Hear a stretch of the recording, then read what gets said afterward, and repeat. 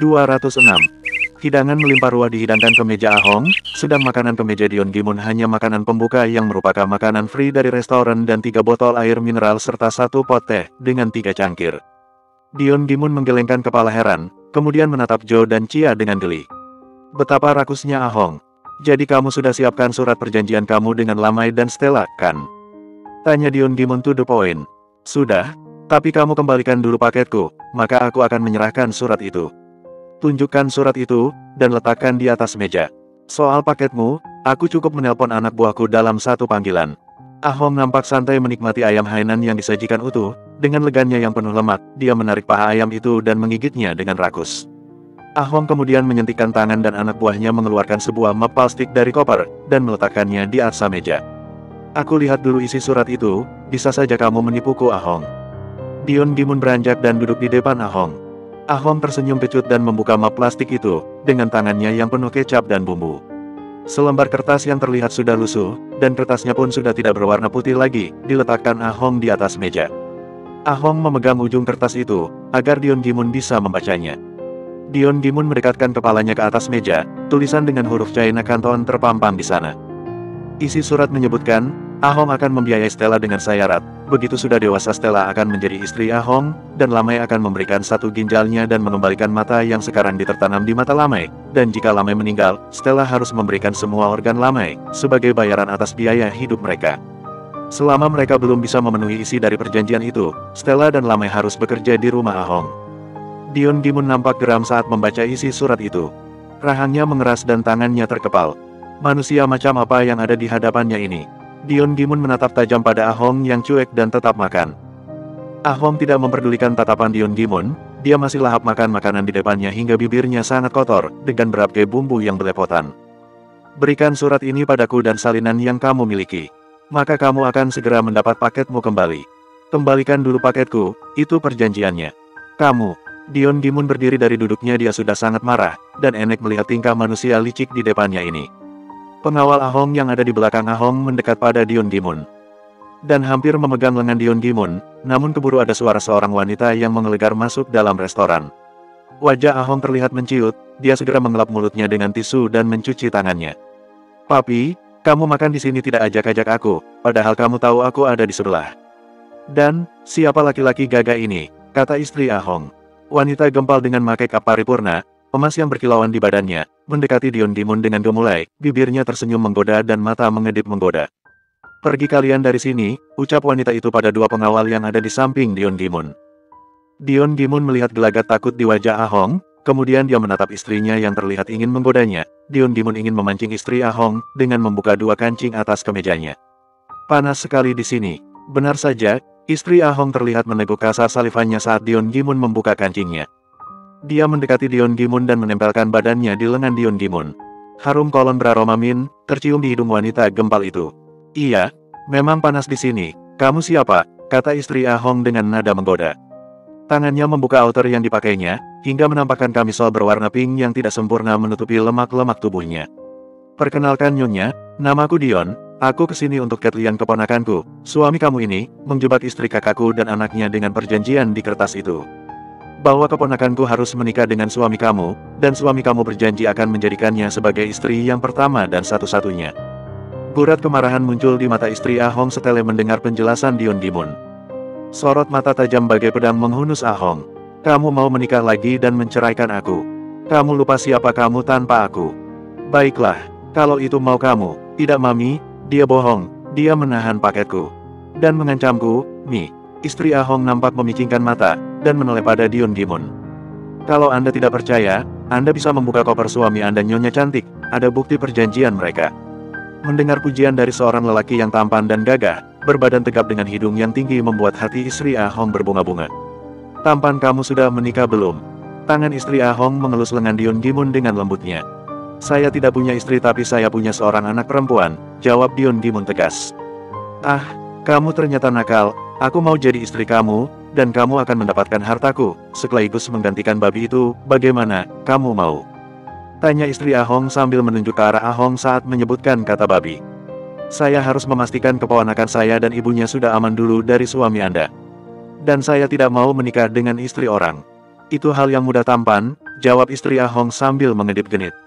Wanita itu kemudian mengambil koper yang dibawa pengawal Ahong, dan membukanya. Ada beberapa gepok uang dan map. Dia membuka satu persatu isi map itu dan membacanya. Ini apa Pi? Surat-surat apa ini? Kamu berani berselingkuh dariku? Teriak istri Ahong kemudian membawa map itu pada Dion Gimun. Ini tampan, aku akan mencari surat lainnya yang berhubungan dengan keluarga kamu di rumah. Tapi kamu harus memberikan padaku nomor telepon kamu, supaya kita bertemu lagi, ucap istri Ahong dengan manja. Dengan tersenyum Dion Gimun menjawab, maaf Nyonya, tadi ponsel saya dicopet di pasar, jadi saya tidak membawa apapun. Saya terpaksa meminjam pada kedua teman saya itu, dan meminta mereka mengantar ke sini. Ah, kasihan sekali kamu, baiklah, ini bawa ponselku, nanti aku akan menghubungi kamu, kata istri Ahong. Dan ini, apa ini cukup untuk membayar hutangnya pada kalian? Tanyanya pada Jo dan Chia sambil menyerahkan satu gepok uang dolar Singapura pada Jo dan Chia. Mi, mereka menipu Mami. Dia seorang pebisnis besar Mi, seru Ahong, memegang tangan istrinya. Dion Gimun menatap pada Jo dan Chia dengan senyum jahil. Kamu yang penipu, kita selesaikan masalah kita di rumah, dan aku akan menceraikan kamu, jawab wanita gempal itu. Tangannya menghempaskan tangan Ahong yang ada di lengannya. Saya kira cukup Nyonya, untuk ongkosnya pulang juga saya kira cukup, jawab Chia dengan bahasa Kanton. Chia kemudian menerima satu gepok uang itu, yang kira-kira dan 1 juta dolar Singapura. Terima kasih Nyonya cantik, semoga Anda selalu bahagia dan panjang umur, serta makin cantik, kata Jo, sedikit membungkukkan badannya. Istri Ahong tambah berbunga-bunga, dia tersipu malu di depan Jo, pria muda yang juga tampan. Baiklah Nyonya, karena urusan saya sudah selesai, kami mohon pamit. Terima kasih untuk semuanya, kata Dion Gimun, sambil membungkukkan badannya. Istri Ahong merasa sangat terhormat. Kemudian dia memeluk Dion Gimun dan berbisik manja merayu Dion Gimun. Dion Gimun hanya tersenyum dan membalas pelukan istri Ahong yang beraroma seperti kuah kare daging sapi. Dion Gimun mengambil kantong belanjaannya dan kemudian keluar dari restoran itu bersama Jo dan Chia. Mereka menahan tawa mereka sampai di parkiran mobil mereka. Tawa yang kencang dan kuat pecah di depan mobil mereka. Ayo kita pergi dari sini, kita makan, aku sudah lapar. Chia, berikan uang itu tadi pada mereka untuk mereka makan. Chia segera mengambil gepokan uang dari istri Ahong yang dia masukkan dalam saku jaketnya, dan memberikan uang itu pada anak buahnya yang mengawal mereka tadi. Senyum cerah muncul di wajah dua orang anak buah mereka. Ucapan terima kasih mereka ucapkan mewakili teman-teman mereka yang lain. Hei, ini ada ponsel untuk kamu. Kalau ada telepon angkat saja, kata Dion Gimun. Dia menyerahkan ponsel pemberian istri Ahong pada salah satu anak buahnya. Dion Gimun, Jo dan Chia segera masuk ke mobil mereka, meninggalkan kawasan yang menjadi kekuasaan Ahong. Kita cari makan yang mengarah ke bandara saja, aku akan ke Amerika, Jo. Urusan di sini sudah selesai, Lamai dan Stella sudah beres. Kamu tanya Stella, dia masih mau di Singapura atau di Bangka, atau pulang ke Bangkok? Menurutku lebih baik mereka ke Bangkok, demi kesehatan Lamai. Iya bos, nanti saya tanyakan. Jadi, bos akan ke Amerika sendiri? Iya, aku cuma sebentar di sana, Sabtu depan aku sudah kembali. 207. Semarang, Jawa Tengah. Vika dan Feris berkunjung ke rumah Dr. Purba, setelah kepergian Ibu Kamila juga Hendra dan Komandan Pasukan Khusus teman orang tua Feris. Vika begitu dimanjakan oleh Simbok, asisten rumah Dr. Purba. Vika bersantai di teras belakang dengan kasur lantai sepanjang siang bersama Simbok yang memakaikan lulur padanya, dan memijit badannya, ditemani Dr. Purba yang istirahat, sambil menonton televisi di sebelah Vika. Sedang Feris sibuk di kamarnya membereskan barang-barangnya. Ma, tadi ada Bu Lestari dan Bu Elvi beserta suaminya di rumah, mereka mau minta bantuan untuk menangguhkan hukuman Kamila dan Hendra. Vika baru sempat cerita pada Dr. Purba. Sejak datang tadi pagi, mereka sibuk dengan cerita masing-masing dan melepas rasa rindu. Dr. Purba membelalakan mata, seakan tidak percaya dengan cerita Vika. Lalu, sayang, tanya Dr. Purba sampai duduk dari rebahannya. Ditolak Mas Feris, Ma. Bagus, memang harus begitu. Kenapa Darman dan Elvi mau repot-repot datang ke rumah kalian begitu? Kurang kerjaan, gerutu Dr. Purba. Vika tidak pernah mendengar Dr. Purba yang biasanya lembut dan penuh kehangatan, berkata dengan penuh amarah. Ma, sudahlah, semua bencana itu sudah terjadi. Kami sudah memaafkan mereka, Ma, ucap Vika lembut. Iya sayang, Mama masih kesal kalau ingat tingkah mereka. Dan Mama kecewa sama Darman itu, mau-maunya membela orang seperti Lestari. Mungkin beliau punya alasan sendiri, Ma. Dan Bu Lestari tadi tidak seperti yang dulu, Ma. Beliau lebih pendiam dan tertunduk saat di depan Vika dan Mas Feris. Iya, kalau dia masih arogan seperti dulu, Artinya dia sudah tidak waras lagi, sayang. Kedua anak dan suaminya berada di penjara, secara tidak langsung karena keserakahannya. Vika mengulum senyum dan membenarkan perkataan mamanya. Harta membuatakan mata hati mereka, Ma. Aduh, seru Vika membuat Simbok dan Dokter Purba menoleh pada Vika. Sakit ya Mbak, terlalu kuat ya Simbok mijitnya, kata Simbok merasa bersalah. Enggak, Mbok, ini dedeknya bergerak kenceng banget. Dokter Purba dan Simbok tersenyum lega. Tangan Dokter Purba menyentuh perut Vika dan mengelusnya lembut. Cucu Oma, aktif bangetnya di dalam. Besok belajar karate dengan Oma ya sayang. Jangan di dalam perut bunda kamu. Mama bisa karate, tanya Vika tidak percaya. Satu hal yang tidak pernah dia ketahui dari Dokter Purba. Feris suaminya juga tidak pernah bercerita kalau mamanya bisa karate. Bisa sayang, waktu mama masih muda ikut perguruan merpati putih, tapi begitu sudah lulus dari kedokteran jadi tidak pernah latihan lagi. Vika juga mau, Ma, nanti ajarin Vika juga ya. Ajarin apa sayang? Ajarin buat anak tampan seperti aku ya. Celetuk Feris tanpa malu. Dia muncul di depan pintu dengan membawa satu kardus barang-barang dari kamarnya. Mas, apa pikiran Mas kalau libur itu tidak bisa ya kalau tidak mesum? Ucapan Vika mengundang tawa Simbok dan Dokter Purba, sementara Feris hanya mengulum senyum dan memainkan alisnya naik turun. Feris meletakkan kardus yang dibawanya ke gudang di sebelah Iastri dan mamanya bersantai. Feris membersihkan debu dari badannya, kemudian dia mendekati Vika yang sekarang sudah duduk dan menikmati pijatan di kakinya, oleh Simbok. Bok, kalau istrinya secantik ini, siapa yang enggak mesum ya, Bok, kata Feris. Simbok yang diminta pendapat tersenyum lucu, Mas Feris begitu hanya sama Mbak Vika loh, Mbak. Simbok belum pernah lihat Mas Feris seperti itu, sejak remaja dulu. Dengerin tuh sayang. Aku mesum cuma sama kamu, istriku, ucap Feris mengecup kepala Vika dalam-dalam. Ih, enggak tahu malu deh, di depan Mama dan Simbok, Mas, bisik Vika. Kalau begitu ke kamar saja yuk, sudah aku bersihkan dan sekarang lebih luas, jawab Feris berbisik. Bok, udah aja yang memijit, kami mau ke kamar, kata Feris tanpa teden aling-aling, hingga Vika mencubit lengannya. Maaf ya Ma, Bok, istriku udah main cubit. Tanpa persetujuan Vika, Feris mengangkat tubuhnya dan mengendongnya. Jangan melawan sayang, nanti jatuh, kata Feris senang. Iya sana kalian istirahat. Mama juga mulai mengantuk. Seperti dibukakan pintu Feris berjalan dengan mengendong Vika menuju kamarnya yang berada di lantai 2. Mas, aku jalan sendiri saja, naik tangga loh, aku, kan berat, kata Vika merasa tidak tega pada suaminya. Dia sadar diri badannya sudah gemuk. Enggak sayang, aku suka kok, jawab Feris sambil menaiki anak tangga yang berjumlah 8. Pegangan yang erat ya sayang. Vika tersenyum dan merangkulkan tangannya di leher Feris, berpegangan erat sambil menatap wajah suaminya yang selalu terlihat memukau dalam keadaan apapun. Asteris, kenapa melihatku seperti itu? Tanya Feris saat membaringkan tubuh Vika di atas tempat tidurnya. Vika tersenyum dengan wajah yang merona malu. Love you suamiku, satu kalimat yang mewakili perasaan Vika. Feris mengulum senyum dan mengecup lembut kening Vika. Adem banget rasanya sayang dengar kalimat itu. Sekarang mau apa? Mau istirahat atau yang lain? Tanya Feris dengan senyum nakal. Vika tersenyum dan menarik badan Feris untuk menindihnya, perlahan dia menyatukan bibirnya dengan bibir Feris yang selalu membuatnya melayang ke awan, dengan gerakan-gerakan nakalnya. Bibir yang selalu memujanya dan memanjakannya. Bibir yang selalu menenangkannya saat merasa terpuruk.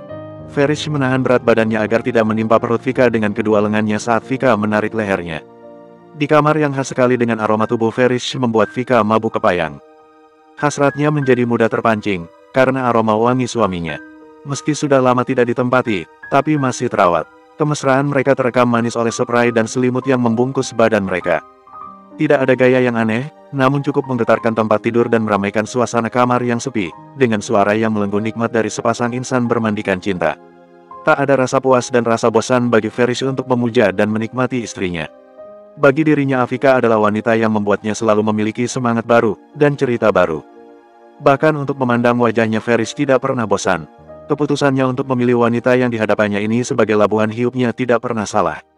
Begitu juga dengan Vika, Feris adalah sosok suami yang terbaik baginya, suami yang juga bisa menjadi teman dan kakak di saat Vika membutuhkan penghiburan.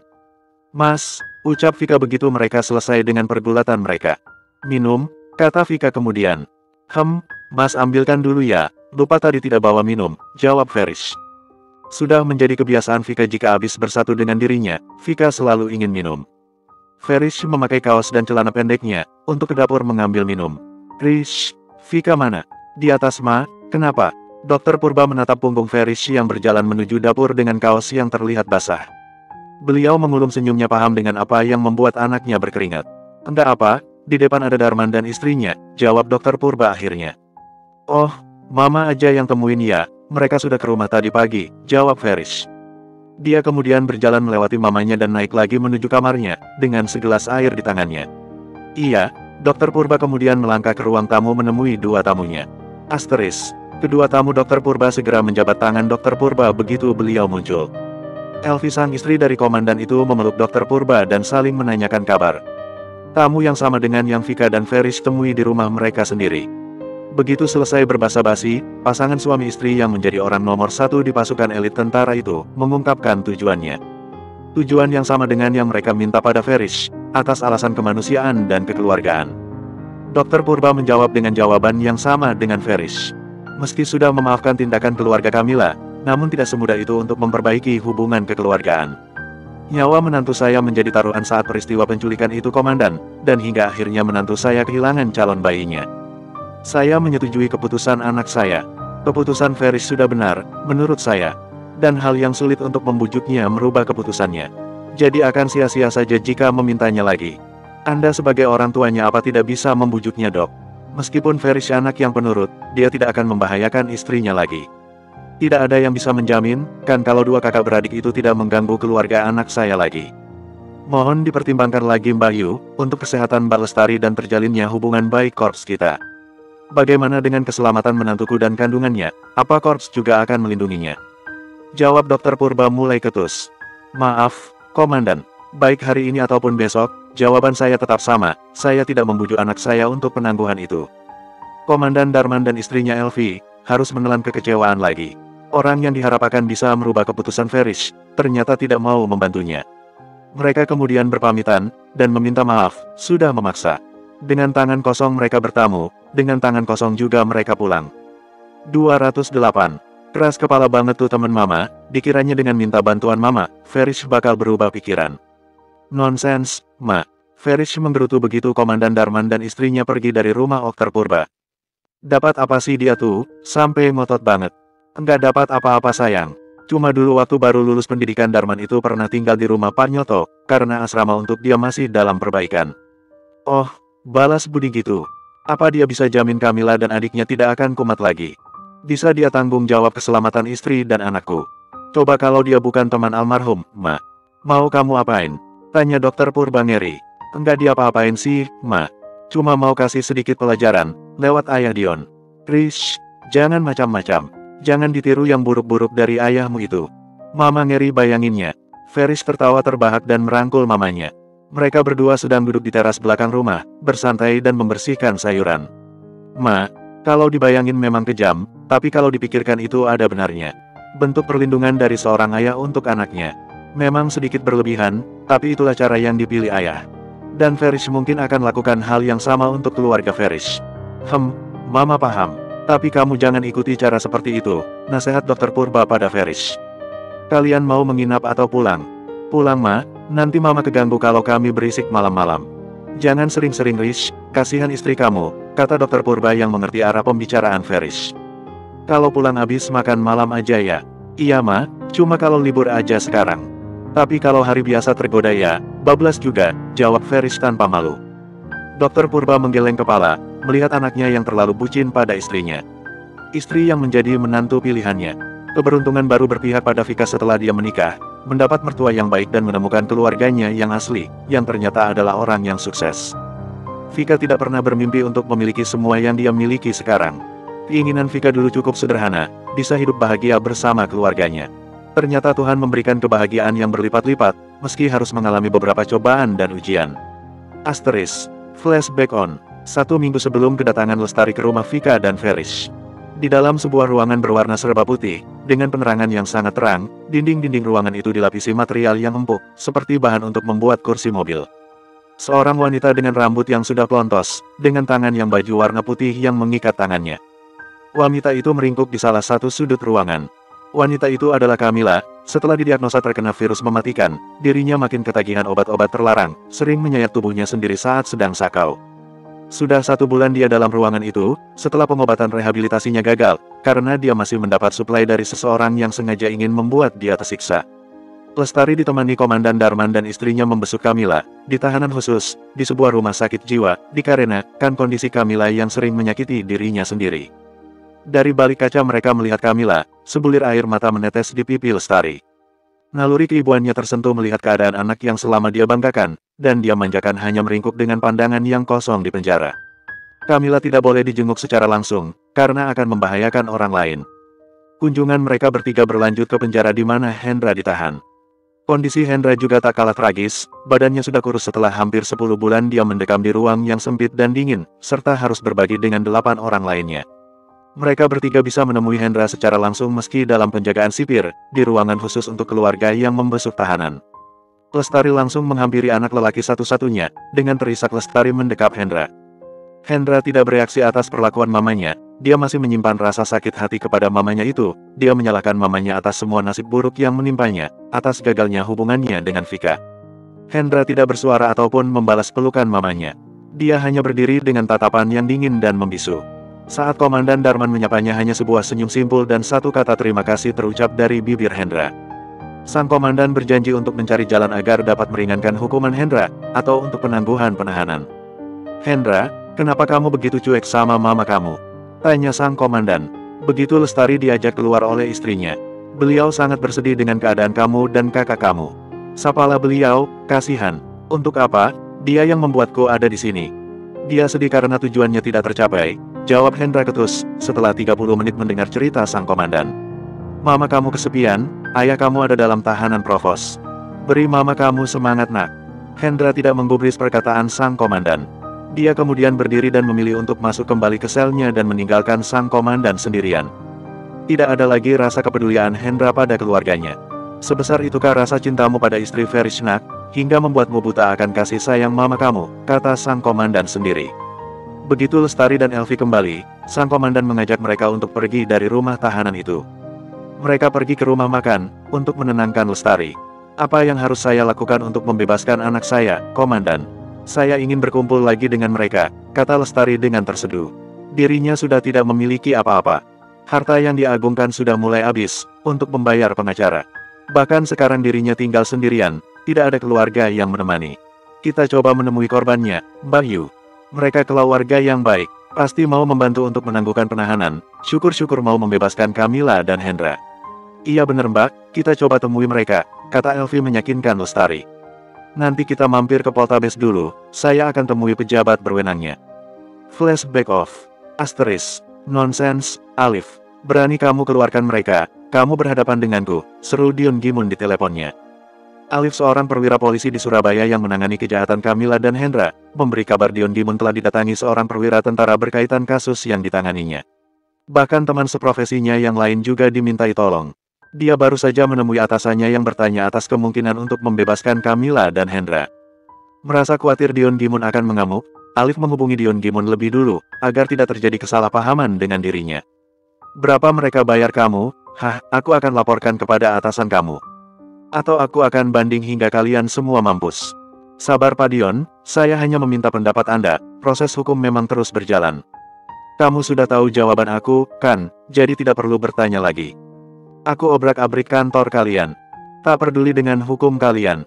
Jika kalian membebaskan laknat itu sebelum masa hukuman mereka berakhir." Dion Gimun benar-benar naik pitam mendapat laporan itu. Rasa sakitnya saat melihat Vika kehilangan bayinya terpatri jelas dalam ingatannya. Luka tembak yang dialaminya saat menyelamatkan Vika juga masih membekas. Dan seseorang datang atas nama kemanusiaan ingin minta maaf. Tidak ada kata maaf di kamus hidup Dion jika telah menyakiti hatinya. "Iya Pak Dion, kami mengerti. Jika nanti atasan kami mempunyai pendapat yang berbeda dengan kami mohon Pak Dion bisa mengerti bahwa kami melaksanakan perintah atasan." "Atasan yang mana yang kamu maksud?" "Aku datangi atasan kalian itu." Jawaban yang ditunggu Alif dari Dion Gimun sudah terucap. "Baik Pak, sekarang kami tenang sudah memberitahukan langkah mereka, yang kemungkinan akan menggunakan kekuasaannya. Jadi Pak Dion tidak akan menyalahkan kami," kata Alif dengan sikap sopan. Dia tahu betul watak Dion Gimun, karena sudah sering berhadapan dengan Dion Gimun dalam berbagai kasus. Tak jarang Dion Gimun membantu dirinya dan beberapa temannya, untuk memecahkan kasus. Dion Gimun cukup kooperatif dengan mereka.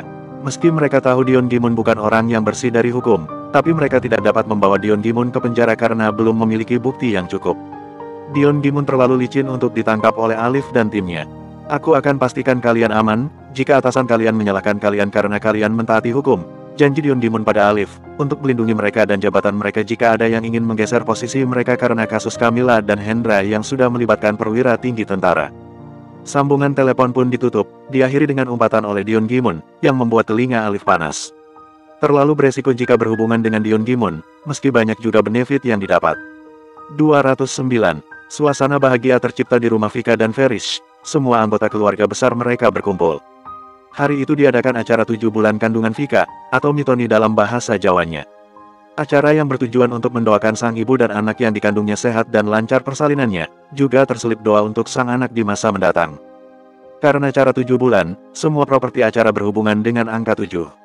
Ada 7 buah jenis makanan, 7 kain yang akan dipakai Vika, 7 macam buah-buahan yang akan dibuat rujak, dan 7 sumber mata air yang akan diambil untuk Vika mandi lengkap dengan 7 aneka jenis bunga yang menjadi pelengkap air mandi Vika. Cerita mitos dibalik dipilihnya sumber mata air yang dipakai mandi Vika. Mata air yang diambil sebaiknya bukan mata air sembarangan. Ferish dianjurkan untuk mengambil mata air dari rumah orang-orang yang dianggap sesepuh dan dihormati banyak orang, agar budi pekerti, keberuntungan dan keagungan pemilik mata air bisa dimiliki juga oleh calon bayi. Alhasil dalam 1 hari sebelum acara Ferish harus menyiapkan air mandi itu. Meski jauh Ferish berkeliling mendatangi orang-orang yang dikenalnya dan dimintai 1 galon air. Dari rumahnya sendiri, dengan harapan anaknya akan seperti sang kakek yang jujur dan gagah. Dari rumah wali kota dan wakilnya, seorang seniman sekaligus pengusaha kenamaan di Semarang, 2 keraton yang ada di Semarang, dan rumah Pak Zakaria, diharapkan sang anak bisa sukses dan berbudi pekerti yang luhur. Seorang perias adat Jawa, yang biasa menangani acara adat Kertaon, dimintai tolong oleh Dr. Purba untuk membantu. Jadilah acara yang hikmat dan masih sangat terasa kesakralannya. Vika dengan nampak sangat anggun dalam balutan kain dan kebaya. Ferish bak seorang pangeran Jawa dengan beskap dan belangkonnya. Dengan berjalan terlatih, karena berat badannya yang sudah naik 30 kilo, Vika dipapa oleh Dr. Purba dan Bu Aminah, saat mandi dan berganti pakaian, hingga mendampingi Ferish saat membelah kelapa-kelapa gading, yang telah digambar tokoh wayang Kamajaya dan Kamaratih yang terkenal tampan dan cantik. Proses ini memiliki arti memilih jenis kelamin anak. Jika sang ayah membelah ke gambar Kamajaya, maka anak yang akan lahir nanti adalah laki-laki, begitu pula sebaliknya. Ferish, kamu harus dapat anak laki-laki, kata Dion Gimun yang berdiri di samping Ferish, hingga membuat Ferish grogi saat memegang pisau. Dion Gimun bersiap merekam sendiri peristiwa sakral itu. Ayah, jangan buat Ferish grogi, Ferish juga ingin anak laki-laki, ucap Ferish. Dia mulai fokus lagi membelah kelapa. Dan belas, Ferish membelah di gambar Kamajaya. Sorak gembira diucapkan Dion Gimun dan Harold bersamaan. 2 opa gaul siap menunggu cucu laki-laki mereka. Vika yang duduk di kursi mengelus perutnya dan berdoa, semoga keinginan suami dan ayahnya tercapai, dan anaknya bisa lahir dengan selamat. Sebuah kecupan lembut diberikan oleh Ferish di perut Vika, sambil berbisik lembut harapan-harapannya. Acara ditutup dengan jualan rujak dari 7 jenis buah, berharap untuk keberuntungan finansial bagi sang anak di masa depan. Acara yang hanya dihadiri kerabat dan beberapa teman, berlangsung sangat meriah. Dr. Stella dan ibunya pun hadir, bersama Acek dan Pak Cik, atas permintaan Vika. Begitu juga dengan Bu Dewi, ibu dari Putri Akasesi. Acara berakhir sebelum senja, dengan berfoto bersama, sebagai keluarga besar. Asteris, ibu belum pernah menghadiri acara seperti ini sebelumnya sayang, makanya ibu bersemangat sekali datang ke sini, begitu Putri memberitahu, kata Bu Dewi. Mereka berkumpul di ruang tengah rumah Vika, bersama para ibu, dan wanita lainnya. Anak-anak bersama para lelaki beredar di seluruh bagian rumah. Menunggu disiapkannya makan malam. Kalau mama nggak hadir, Mbak Vika bakalan ngambek sama aku, Ma, jawab Sesi. Wah, ancaman yang sama untuk Bu Lamai dan Acek, kata Acek sambil menghidangkan makanan. Ancaman yang berhasil, kan ibu-ibu. Kalau tidak seperti itu, pasti akan beralasan untuk tidak hadir, jawab Vika sambil bersandar di sofa. Vika sudah merasa sangat lelah. Sama saya saja juga mengancam kok ibu-ibu, katanya, Mama tidak usah datang ke rumah Vika lagi kalau tidak bisa datang. Mama sih, pakai godain enggak bisa datang, jawab Vika pada Siska. Iya, mana ada neneknya tidak datang ke acara penting calon cucunya, sayang. Kamu aja terlalu sensif, jawab Siska mengelus kepala Vika sambil lalu. Siska menuju keluar rumah di mana suami dan beberapa tamu yang baru sempat datang berkumpul. Kalau saya dan Mama, sangat senang, bisa diundang ke sini. Yang artinya saya dianggap sebagai bagian dari keluarga yang hangat ini, kata Stella, yang tampil sangat cantik seharian, dengan kebaya lengan pendek dan kain selutut. Membuat mata Joe tak mengalihkan pandangan darinya. Iya, terima kasih dok, sudah menyempatkan untuk hadir dan bergabung dengan kami, jawab Vika. Sayang, pakai jilbab kamu, ada teman Dedi dan ayah kamu datang, ingin bertemu dengan kamu, kata Siska yang baru masuk. Bu Amina beranjak dan mengambilkan pasmina untuk Vika, kemudian memakaikannya di kepala Vika. Di dalam aja Siska bertemunya, sudah malam, kata Dokter Purba mengingatkan. Iya dok, saya suruh mereka menunggu di ruang tamu. Vika kemudian berdiri dan berjalan dengan memegang perutnya. Siapa sih, Ma? Oscar dan Bonnie. Oh, mereka diundang juga. Enggak, mereka tahu dari foto-foto yang dipajang di sosmed Dedi dan ayah kamu. Jadi mereka langsung ke sini. Vika melihat dua pria dengan jas formal, duduk di sofa mengobrol dengan suaminya. Hai, Hani, senang banget lihat kamu lagi. Dedi bawain hadiah untuk kamu dan anak kamu. Jangan ditolak ya, hadiahnya sudah atas persetujuan ayah kamu yang galak itu, hadiahnya ada di luar, kata Bonnie dengan senyum lebar. Dia mendekati Vika dan menjabat tangan Vika serta mengecupnya lembut. Om, tidak perlu repot deh, Vika minta doanya saja, jawab Vika sungkan. Om juga bawa hadiah untuk keselamatan dan keberuntungan kalian berdua, ini juga tidak boleh ditolak, kata Oscar memberikan sebuah kotak kayu berukuran sedang pada Vika. Vika tersenyum haru, tak kuasa menahan rasa terima kasih atas perhatian Oscar dan Bonnie. Dua orang yang terkenal kejam dan tak jauh beda dengan ayahnya sendiri, begitu perhatian pada dirinya. Vika menerima kotak dari Oscar dan kemudian berjalan untuk duduk di dekat Farish. Vika membuka kotak itu dan meneteskan air mata, sepasang gelang giok yang cantik melingkar dalam kotak kayu tersebut. Terima kasih Om, ini sangat indah. Hadiah berharga untuk orang yang berharga, dan hadiah yang cantik untuk orang yang cantik. Kamu bisa melankolis juga Oscar. Ledek Bonnie yang ada di seberangnya. Hani, kita lihat hadiah kamu di luar yuk, dari depan pintu saja, kata Bonnie kemudian. Vika menatap Farish, dan kemudian dibantu Farish untuk berdiri. Vika melangkah ke pintu yang sudah dibuka oleh Bonnie. Sebuah mobil berwarna putih lengkap dihiasi pita besar terparkir di depan terasnya. Untuk Fatih jalan-jalan jika dia sudah lahir nanti, kata Bonnie yang terlihat tulus. Vika tersenyum dan menyenderkan kepalanya di bahu Farish yang merangkulnya. Senyum penuh ucapan terima kasih dan rasa syukur atas nikmat yang diterimanya berturut-turut. Yuk, masuk lagi. Dedi kesini sekalian untuk mengundang kamu ke Bali di tahun baru nanti Hani, pastinya Fatih sudah lahir, kan ya? Dedi mau menikah di Bali dengan seorang gadis Indonesia. Wajah senang Vika munculkan, benarkah, Om? Om mau menikah, kenapa tidak diajak ke sini pacarnya? Bonnie terlihat malu, dia tidak bisa pergi, karena harus bekerja. Dan juga sangat mendadak tadi, kamu tidak mengundang Dedi, jawab Bonnie, pura-pura sedih. Maaf, Vika tidak mau merepotkan karena Om Bonnie dan Om Oscar, kan jauh. Iya, sayang, kami tahu, itu pasti karena ayah kamu itu yang takut tersingi oleh kami. Dion kasih hadiah apa untuk kalian? Selidik Oscar, untuk apa aku merasa tersingi sama kalian? Jelas-jelas anakku akan memilih aku. Dan hadiah untuk mereka, kalian tidak perlu tahu, jawab Dion Gimun sinis. Dasar bangke, jawab Oscar kesal. Dion Gimun tertawa kencang, atas kekesalan Oscar. Meski dia juga berterima kasih atas perhatian kedua orang itu pada anaknya. Sudah baik-baiklah sama anakku ya, biar kebahagiaannya menular pada kalian. Iya, doa tulus yang Afika ucapkan untukku dulu terwujud, aku menemukan orang yang benar-benar mencintaiku. Terima kasih ya sayang, kata Bonnie senang.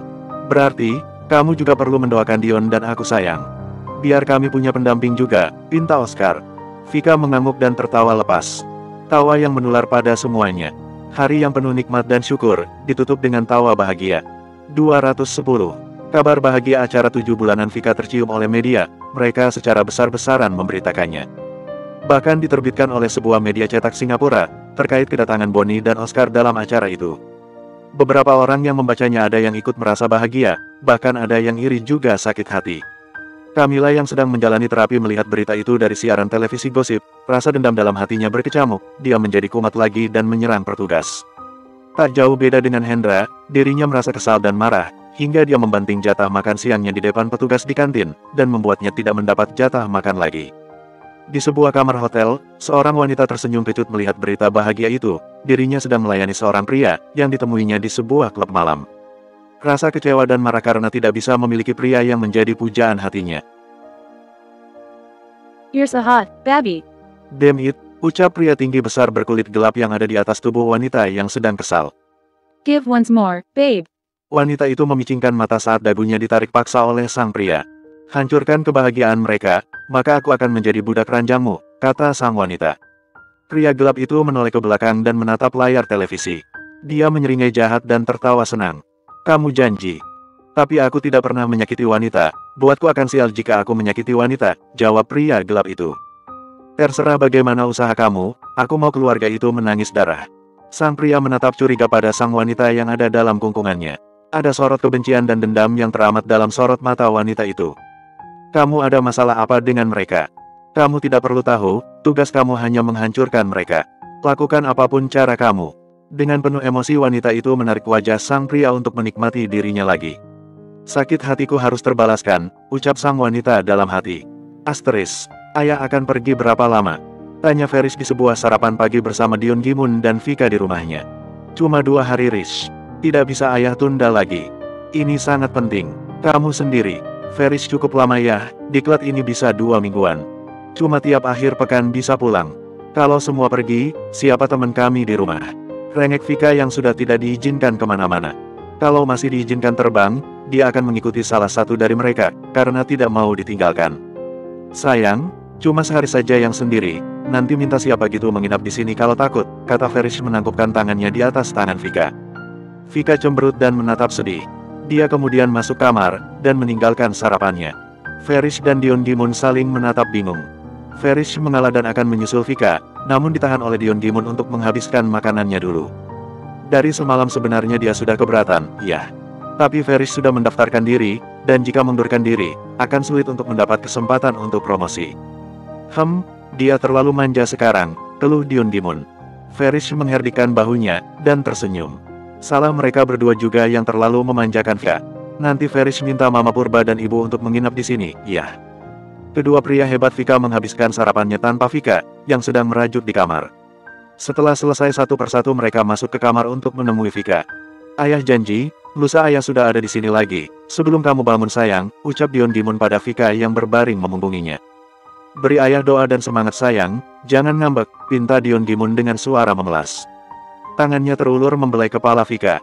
Dion Gimun terus membujuk Vika sampai dia mau berbalik dan menatapnya. Hampir 30 menit Dion Gimun membujuk, baru Vika menoleh dan duduk bersandar di tempat tidurnya. Ayah, Vika takut. Enggak ada yang perlu ditakutkan sayang.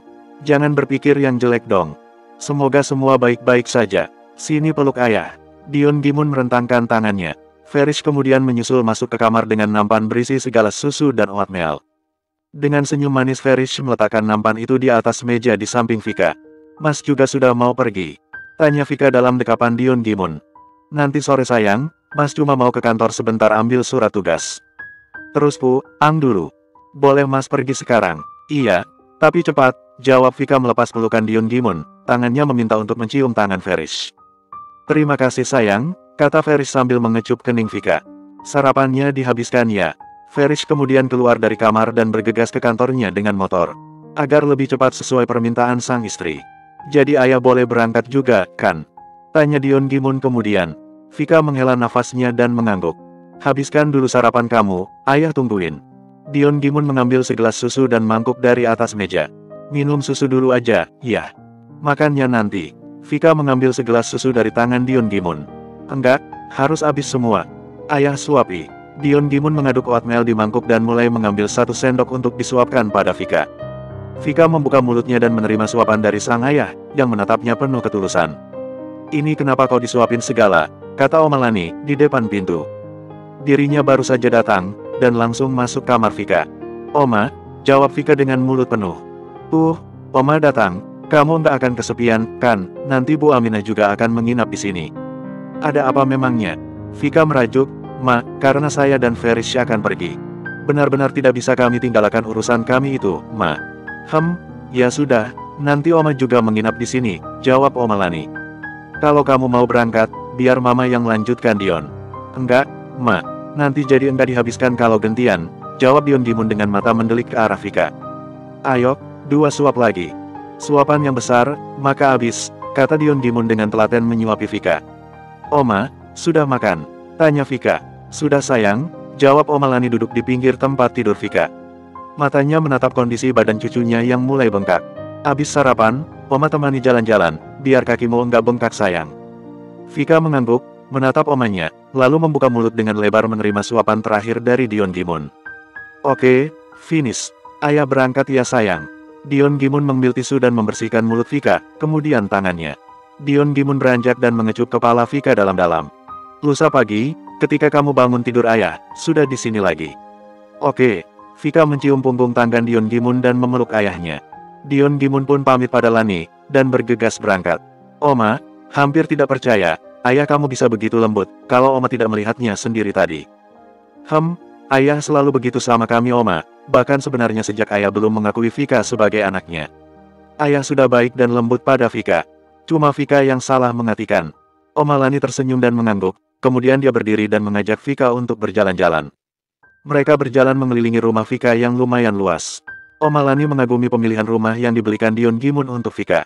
Penataan taman dan model bangunannya sederhana tapi terasa hangat dan menyatu. Oma berapa lama di sini? Sampai buyut Oma lahir. Oma akan menemani kamu sampai persalinan. Vika tersenyum bahagia, omanya yang begitu sibuk, menyempatkan untuk menemaninya hingga persalinan. Yang masih 1 bulan lebih. Suara motor menderu masuk ke halaman rumah, Ferris sudah kembali dari kantornya. Sesuai janjinya dia akan di rumah sampai nanti sore, karena pesawat yang akan membawanya beserta 2 orang teman kantornya, akan berangkat pukul 4 sore dari Bandara Semarang menuju Bandara Hussein Sastranegara, Bandung. Ferris langsung menghampiri istrinya dan Oma Lani begitu turun dari motornya. Oma kira siapa? Kok keren banget, kata Oma Lani saat Ferris mencium tangannya. Ferris tersenyum dan menggaruk tengkuknya yang tidak gatal. Oma, nginap di sini aja ya, biar cucu Oma ini tidak kesepian. Iya, Oma menginap, Chris. Ferris pun menemani Vika dan Oma Lani berjalan-jalan, setelah meletakkan tasnya di atas kursi yang berada di teras. Asteris. Vika merasa gelisah, sudah 3 jam setelah Ferris berangkat belum juga ada kabar bahwa dirinya sudah sampai. Vika mondar-mandir keluar masuk kamar, sampai ditegur oleh Pak Zakaria, agar dirinya bisa duduk. Saat makan malam pun Vika, terlihat menatap terus layar ponselnya, yang dia letakkan di samping piringnya. Sayang, sholat yuk, ibu temani, kata Bu Aminah pada Vika yang masih mondar-mandir. Iya nak, kalau gelisah dipakai buat sholat, sahut Pak Zakaria. Vika berdiri di pinggir sofa, di mana keluarganya berkumpul. Ditatapnya bapak, ibu dan omanya satu persatu. Vika bisa melihat wajah yang juga cemas pada mereka. Mungkin masih sibuk sayang dan ponselnya mati, jadi belum sempat kasih kabar. Vika mengangguk, kebiasaan Ferris memang suka lupa mengecek baterai ponselnya. Karena Ferris memang tidak terlalu memperdulikan ponselnya. Vika kemudian mengajak Bu Aminah untuk sholat sunnah bersama. Mereka berdua menuju musola kecil yang ada di sebelah ruang kerja. Pak Zakaria menyalakan televisi di ruang tengah, untuk mengusir kegundahan hatinya. Beliau juga ikut resah karena Ferris belum juga ada kabar. Sekilas info siaran berita di channel televisi nasional memberitakan, bahwa ada sebuah pesawat yang hilang kontak di atas Gunung Gede. Pesawat dengan nama lambang dasar negara itu, dikabarkan memberikan sinyal terakhir di Gunung Gede, sebelum hilang kontak. Pesawat yang membawa 200-an orang beserta kru, hilang dalam radar menara pengawas bandara 1 jam yang lalu. Oma Lani yang sedang sibuk dengan notebooknya mengalihkan fokus pada layar televisi. Beliau menatap penuh tanya pada Pak Zakaria. Bersambung.